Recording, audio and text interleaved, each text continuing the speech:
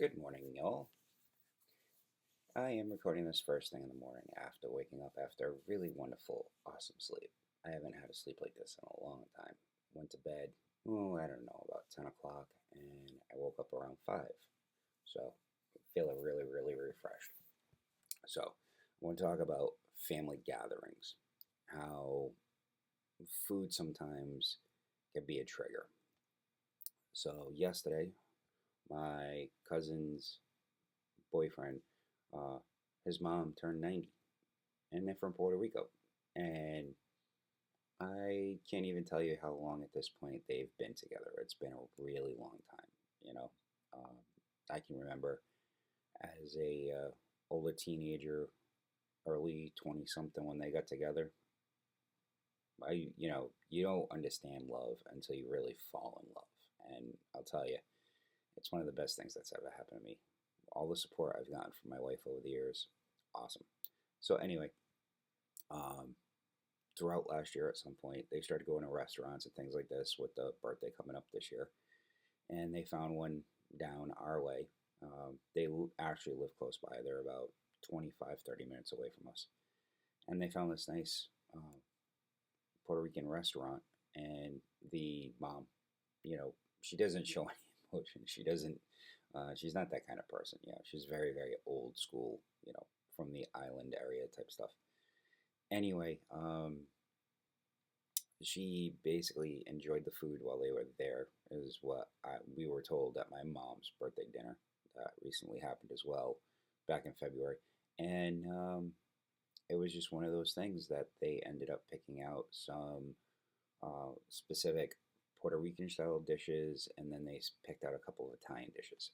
And the thing is, when you go through something like I have, and you grow up on certain types of foods, and they're just foods you want to go with, you have no control sometimes when you're at a party like this because they hire in catering staff or they hire a restaurant or something like that. And you're not being self-served, so you can't make your portions. You just have to pick and choose what you have and what you don't have. So for me, last night I had some celery and I had a couple pieces of buffalo chicken because I wasn't sure what other proteins there was going to be because I totally had spaced out from the party, from my mom's party when my cousin was telling us what was going on.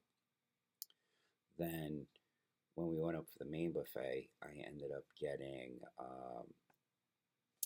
a little bit of rice, which I never even touched. Um, and then I got the carne asada, which is basically pulled pork. Um, just a very expensive type. Um, and then I got some baked ziti, okay, and I didn't have anything else, and a little bit of salad. So, with that being said, and the one thing that sometimes happens is people get embarrassed if they don't eat everything on their plate. Well, guess what? You don't have to eat everything on your plate. There's no dead set rule. Yes, when we were younger, that's what we were taught. But as we, go into a stage of a health journey, you have to learn what works, what doesn't. And there's nothing that says you can't get something, not have it, and even try it. And I'm not talking about going to a restaurant and doing this. I'm talking when you have a buffet or when you have a small family party or a gathering at your house and people bring food. Don't, you know, Number one, don't feel obligated to get those items just because you want to keep somebody happy. Or if you do get something of it, get a small portion of it. There's nothing wrong that says just take that one bite that satisfies the craving for it, and that's it. That's how it goes sometimes. You know, so with that being said, and I even, now here's the worst part is I used to be a cookie connoisseur. I loved all kinds of cookies. Didn't matter what the flavor was, I would just be up for trying it. My wife has started a new business of making cookies for people. And last night she had 100 cookies for this party. And, you know, now after my food settled down after about like 45 minutes to an hour, when I went to the bathroom at one point, I took one of her cookies.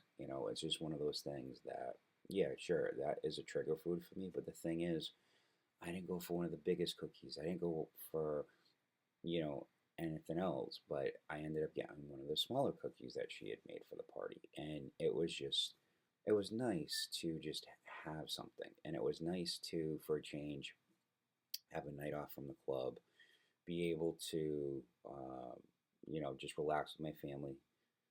As much as I'm a DJ, I was glad, no offense to music or anything like that, you know, I was so happy, and I did it in a legitimate way. I was not taking notes. I wasn't doing anything of that. I actually enjoyed sitting there listening. I had a really nice conversation with one of my other cousins, husband's brothers. We talked about Max. I showed him some sound stuff that was going on, and he's a very, very tech nerd, and me and him get along great in the computer sense and the nerdy sense of stuff.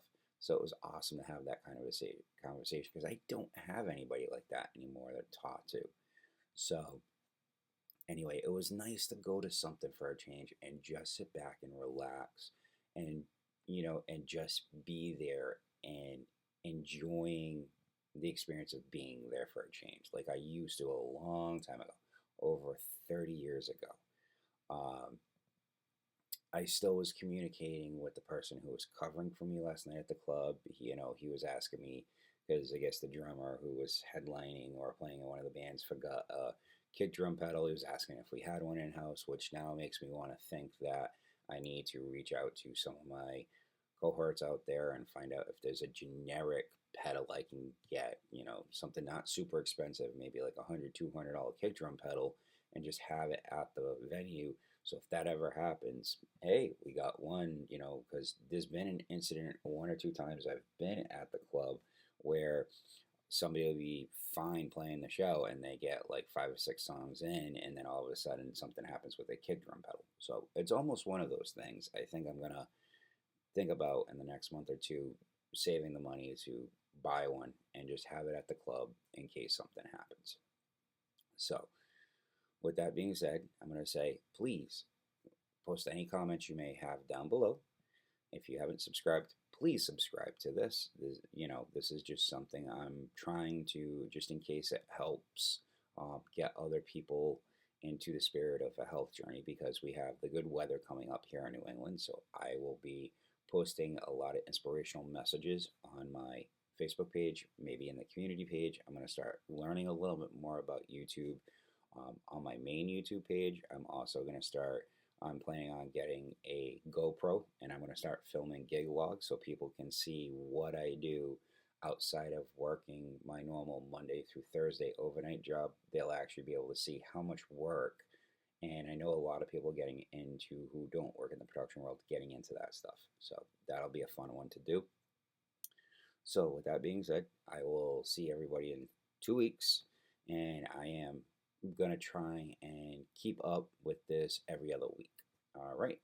So with that said, have a good week, everybody.